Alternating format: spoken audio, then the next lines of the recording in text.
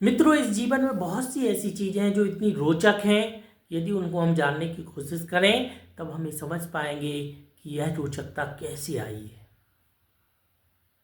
आप देखना, इंसान क्या सोचता कि जैसे ही वो क्या है, इंसान युवा अवस्था में आता है तो जो लड़के हैं वो लड़कियों से, लड़कियां लड़कों से प्रेम करने लगती।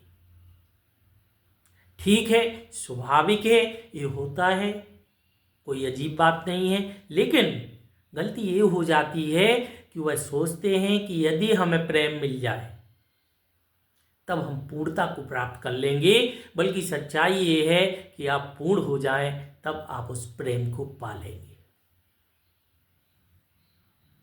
क्योंकि यदि आपने पूर्णता को पा लिया, फिर आपको जो प्रेम भी मिलेगा तो उसमें भी एक आनंद और रस रहेगा। हमारे एक दार्शनिक थे, महान दार्शनिक बोल सकते, जिनकी मैं बहुत इज्जत करता हूँ, दिल से उनको नमन करता हूँ, ओशो जी। उन्होंने बहुत सारी ऐसी चीज़ों को बताया है जिनको जानने और समझने के बाद मैं आपके सामने बोल रहा हूँ।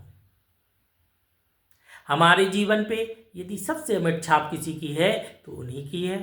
हाँ, कुछ चीज़ें विवादित हैं और मेरा काम है कि केवल उन चीज़ों को समझना जिसके द्वारा हम आप लोगों को समझा सकें, और इसके अलावा मैं कुछ अन्य चीज़ों को भी पढ़ता हूँ जिसके द्वारा आपके जीवन में एक नया प्रकाश देने की कोशिश कर रहा हूँ।